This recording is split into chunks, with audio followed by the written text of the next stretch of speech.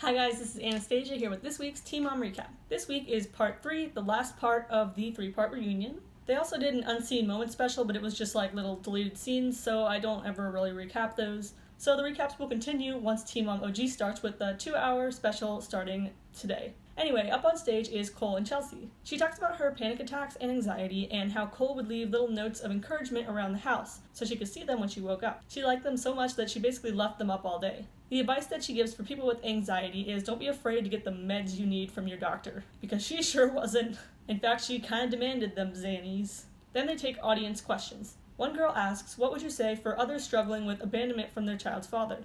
Dr. Drew notices her getting emotional, and then the girl starts crying when he calls her out on it. She explains that her own father abandoned her, and then, like Aubrey, she begged him to be there, but he just never was. Chelsea admits that she can't really give a good answer, and she just tries her best to raise Aubrey to be confident and strong. And she tells the girl she should be proud of herself for growing up to be the person she is, even without a father figure. Then she gets up and hugs the girl. Nessa's like, this is the power of what you guys do, so please stop threatening to quit every 3 weeks, guys, please. I think that's very wholesome and altruistic that some people are inspired by the mom on the show. Me, I mainly just laugh at their terrible choices, and you know you do too, don't lie. While their segment wraps up, Nessa introduces the next segment and she says, next up we will bring out Janelle. And fans, get ready, Barbara's coming out too. That cracked me up, how Nessa doesn't even hide the fact that Barbara has the fans and Janelle doesn't. We know where the real interest lies. So it turns out that there's 3 people on the couch, and one thing is definitely not like the others here. For some reason, Brittany DeJesus is out there. I guess because she was on that Instagram Live with them when they said they were going to kill Cale, but still a little weird. Dr. Drew goes on an old person rant about how social media is the center of Janelle's problems. That's an interesting perspective, but I'm pretty sure Janelle is the center of Janelle's problems. Like, don't blame Instagram for Janelle being an inherently terrible person. They show the footage of Janelle burning Cale's stuff, and you just see her shaking her head, smiling, reacting to it. Like, haha, silly little me. Setting conditioner on fire like a pyromaniac psychopath. Good times, good times. They also show the Barbara FaceTime incident, and I really don't know why Brittany is up there. She just starts talking about how pretty she looks in the FaceTime and tells everyone to drink water so they look like her. I'd like to kindly extend that gesture back to Brittany because she seems a little thirsty. Old man Drew is going on and on again about how social media is poison. Like this dude wasn't arguing with people on Twitter who called him out for asking if Cole babysat and calling Cale's kids half-brothers. I don't know, I personally love social media, so when old people are like, this generation and their internets, I'm kind of just like, I find it annoying. Especially when they're being hypocritical. I mean, he has social media. A fan asked the question, do you think people forget that you guys are real people with real lives when they criticize you? Brittany says that the 5 minutes or whatever that they show on the show aren't how they are in real life. And that's true, Teen Mom only shows this tiny little slice of their lives that they choose to show. But with some of these girls that have been filming for over a decade now, it's a lot more than 5 minutes. Like, that's who you really are. Janelle bitches as usual, saying this season just showed her on trips with her friends but didn't show her changing diapers. I think Janelle needs her own diaper changed. She's kind of whining a lot. On the topic of social media, Brittany says that she blocks everyone that says anything bad about her so as to preserve wrinkles. I think she meant prevent wrinkles.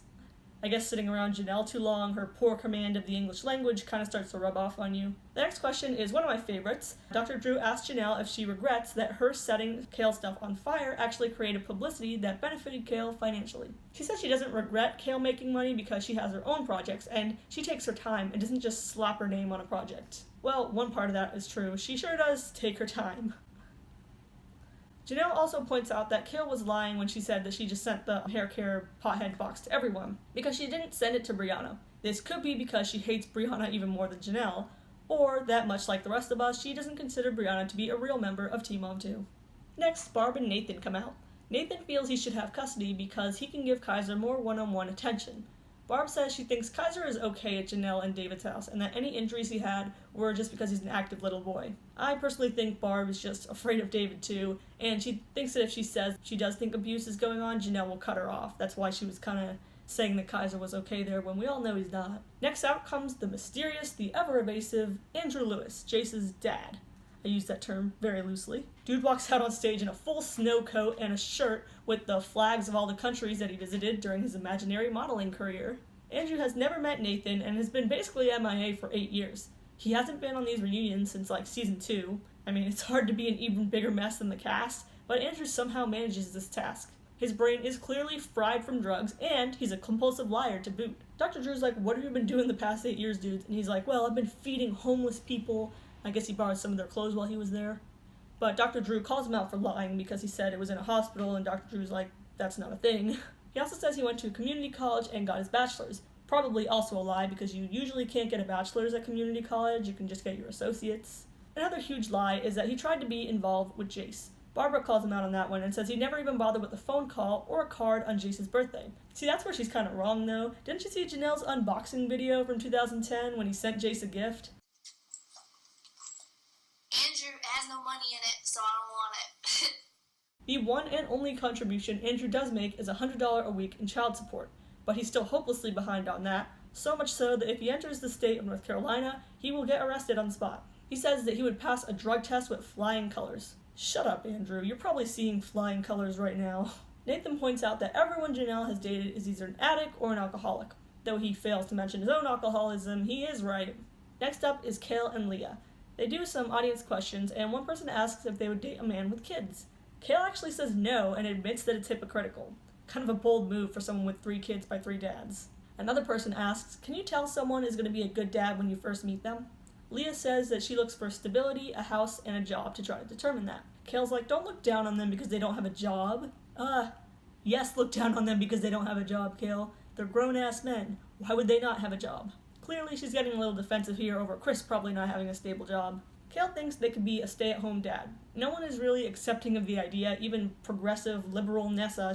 They're all like, what? Really? Kind of judging her. And you know Cale's DMs probably filled up after that little declaration with some jobless moochers that Cale just announced she is perfectly okay with. Cale says she has an alpha personality. Sure, let's call it that. So it's fine if she's the breadwinner and the guy takes care of the kids. After them, the whole De Jesus family comes out. Brittany kind of apologizes for trying to fight Cale, but also justifies it as she was coming after her sister. Devon also comes to the couch. Roxanne tries to encourage Devon, but Brianna and Brittany are pretty done with him after the drinking incident. Devon admits that he was wrong, but Brianna doesn't think he's genuinely sorry and wants him to try harder. Next is Chelsea. She talks about how she's proud to raise children with Cole and that she was feeling very down on herself after dating Adam, and that she feels much better since being with Cole. They ask if she wants more kids, and she says she wants to stay skinny for once, so not for now. And that's pretty much it for the reunion. But we have an extra special announcement. After the reunion, Cale goes on her coffee combo set with Lindsay, and they introduce Jade Klein. She's Janelle's replacement for the next season of Teen Mom 2. As you might know, she was previously on Young and Pregnant, so this is like the twisted reality TV show version of a promotion for her, like a job promotion. She explains how she got the opportunity. Jade was on a break at school, and Janelle's old producer Kristen asked if she wanted to be on the show. Initially, she expressed concern about it being a very old show and stepping on people's toes who have been on it for so long, but presumably after Kristen showed her that paycheck raise, she agreed.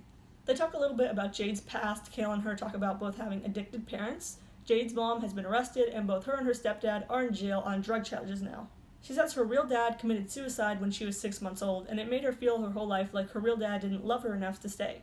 And with her second chance of a stepfather, now she feels like he didn't love her enough to stay clean. Cale thinks that it speaks volumes that she didn't go down that path as well. Well, debatable. Cocaine Instagram post debatable.